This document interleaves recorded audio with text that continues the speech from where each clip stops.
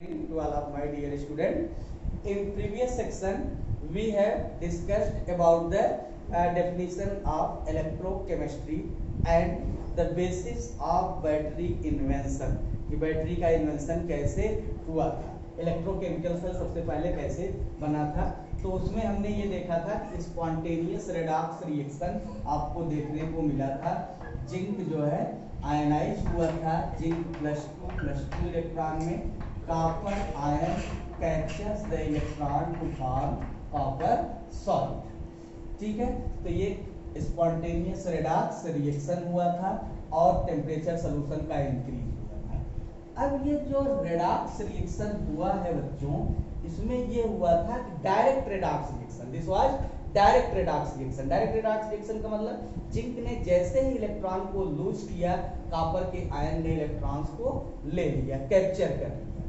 Scientist के दिमाग में आया कि अगर ये direct redox reaction, if the direct redox reaction will carry through indirect redox reaction by connecting wire, मतलब जो डायरेक्ट रेडॉक्स रिएक्शन था उसी को अगर हम इनडायरेक्टली कराएं रिएक्शन, अब दिमाग में ये आएगा कि ये इनडायरेक्ट रेडॉक्स रिएक्शन क्या है, डायरेक्ट रेडॉक्स रिएक्शन क्या है।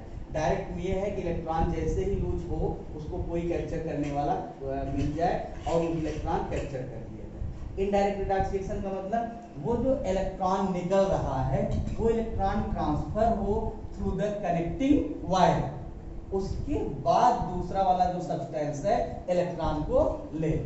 तो अब इसी बेसिस पे इलेक्ट्रोकेमिकल सेल का कंस्ट्रक्शन हुआ, कंस्ट्रक्शन ऑफ इलेक्ट्रोकेमिकल सेल कैसे कंस्ट्रक्ट करते हैं, कंस्ट्रक्शन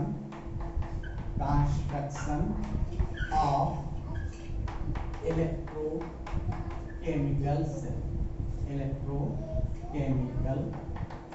सेल। इसमें हुआ क्या था, आप दो कंटेनर इसमें आपको लेना पड़ेगा, दो कंटेनर लेंगे। एक कंटेनर में बच्चों लेंगे जिंक की रॉड, ठीक है, एक कंटेनर में क्या लेंगे, जिंक की रॉड, और जिसकी रॉड लेंगे उसी के साल्ट का सॉल्यूशन भी लेंगे। ये जिंक की रॉड है ना, तो जिंक की अगर रॉड है तो इसको डिप करेंगे इसी के साल्ट के सॉल्यूशन में, मतलब जिंक सल्फेट के सॉल्यूशन में इसको डिप करेंगे। Zinc rod will be dipped into zinc sulfate solution. Is it clear? And copper rod, दूसरे कंटेनर में क्या लेंगे बच्चों, कॉपर रॉड हम लोग लेंगे और कॉपर रॉड को उसी के साल्ट के सॉल्यूशन में डिप करेंगे, that is copper sulphate solution. ये कॉपर की रॉड और इसको डिप करेंगे कॉपर सल्फेट के सॉल्यूशन। इतना सबका क्लियर कि जिंक रॉड रहेगी जिंक सल्फेट के सॉल्यूशन में, कॉपर रॉड रहेगी कॉपर सल्फेट के सॉल्यूशन में, इसको डिप कर लिया होंगे। अब क्या किए इसको नोट कर लिए होंगे, कंस्ट्रक्शन ऑफ इलेक्ट्रोकेमिकल सेल। अब हमें क्या करना है, अब हम लोगों ने क्या किया कि जिंक की रॉड को कॉपर के रॉड से कनेक्ट कराया गया थ्रू द कनेक्टिंग वायर, और यहाँ एक छोटा सा बल्ब लगा दिया गया। कुछ ये नहीं, देखिए कैसा उनका अप्रोच, हॉलिस्टिक अप्रोच उनका कैसा था, आप लोग भी सोचिए कि कैसे इसको उन लोगों ने सोचा होगा कि जिंक रॉड लिए और उसको जो है कॉपर की रॉड से कनेक्ट कराए एक कनेक्टिंग वायर से। कनेक्टिंग वायर मतलब चाहे वो मेटेलिक वायर रहा होगा, तांबे का तार रहा होगा, एल्युमिनियम का रहा होगा, किसी वायर से दोनों को कनेक्ट कर दिए और बीच में एक छोटा सा बल्ब लगा दिया। ठीक है, अब देखो जिंक ने इलेक्ट्रॉन को लूज किया, जिंक ने क्या किया, इलेक्ट्रॉन को लूज किया, और कॉपर की जो रॉड थी वो इलेक्ट्रॉन्स को लेना, इधर इलेक्ट्रॉन लेना शुरू किया। अब इसको समझिएगा आप लोग जरा, जिंक की रॉड बच्चों इलेक्ट्रॉन लूज करी तो इलेक्ट्रॉन तो जिंक की रॉड के अंदर चला जाएगा, इलेक्ट्रॉन जो रहेगा वो जिंक की रॉड के अंदर चला जाएगा, और जो Zn+2 के आयन होंगे बच्चों वो जिंक सल्फेट के सॉल्यूशन में जाएंगे। रॉड के अंदर इलेक्ट्रॉन गई तो रॉड कैसी हो गई, नेगेटिव हो गई, रॉड कैसी चार्ज हो गई, नेगेटिव चार्ज हो गई, और Zn+2 के जो आयंस थे वो सॉल्यूशन के अंदर गए, तो जो ये सॉल्यूशन था, सॉल्यूशन कैसा होगा, सॉल्यूशन कैसा होगा? पॉजिटिव होगा। क्यों? पहले जिंक सल्फेट था तो जितने Zn+2 के आयन थे उतने ही सल्फेट के भी आयन थे, लेकिन अब क्या हो रहा है, Zn+2 is greater then, Zn+2 की संख्या सल्फेट आयन से ज्यादा हो गई, तो ये सॉल्यूशन क्या हो गए? पॉजिटिव। तो मतलब सॉल्यूशन पॉजिटिव, रॉड नेगेटिव। इतना सबका क्लियर? अब ये जो इलेक्ट्रॉन्स हैं, these electrons are transferred through the connecting wire। ये क्या है? Flow of electron. Electron flow होना शुरू हो गए। अब इलेक्ट्रॉन जब फ्लो होना शुरू हुए तो कॉपर की रॉड इन इलेक्ट्रॉन्स को लेना शुरू कर दी। तो जो कॉपर की रॉड इलेक्ट्रॉन्स को लेना शुरू करी, और ये जो यहाँ से जो इलेक्ट्रॉन्स थे, these electrons go into the copper sulfate solution। यहाँ आयंस सॉल्यूशन के अंदर जा रहे थे, यहाँ क्या जा रहा है? इलेक्ट्रॉन सॉल्यूशन के अंदर जा रहा है। तो रॉड जो कॉपर की होगी वो पॉजिटिव होगी, और जो इलेक्ट्रॉन्स गए सॉल्यूशन के अंदर वो इलेक्ट्रॉन्स किसके द्वारा लिए जाएंगे? Cu+2 आयंस के द्वारा। Cu+2 तो इलेक्ट्रॉन लेगा और क्या बनाएगा? कॉपर। यानी Cu+2 की संख्या क्या होती जाएगी? कम होती जाएगी। सल्फेट की संख्या बढ़ती जाएगी। If the number of sulphate ion is greater than that of copper ion, then solution is negatively charge. तो सॉल्यूशन बच्चों क्या हो गया? नेगेटिव चार्ज हो गया, और रॉड आपकी क्या हो गई? पॉजिटिव चार्ज हो गई। अब यहाँ पे आप देख रहे हैं लेफ्ट साइड में ऑक्सीडेशन हो रहा है, और राइट साइड में क्या हो रहा है? रिडक्शन हो रहा है। तो जहां ऑक्सीडेशन होता है उसको हम लोग क्या बोलते हैं? एनोड बोलते हैं। उस सेल का क्या बोलेंगे? एनोड। और जहां रिडक्शन होता है उसको क्या बोलते हैं? कैथोड। मतलब कहने का इलेक्ट्रोकेमिकल सेल में एनोड की रॉड नेगेटिव और कैथोड की रॉड क्या होगी? पॉजिटिव। अगर यही सॉल्यूशन की बात करेंगे, एनोडिक सॉल्यूशन कैसा होगा? पॉजिटिव। और कैथोडिक सॉल्यूशन कैसा होगा? नेगेटिव। इतना सबका क्लियर? तो इलेक्ट्रॉन के ट्रांसफर होने से ये काम हो रहा है।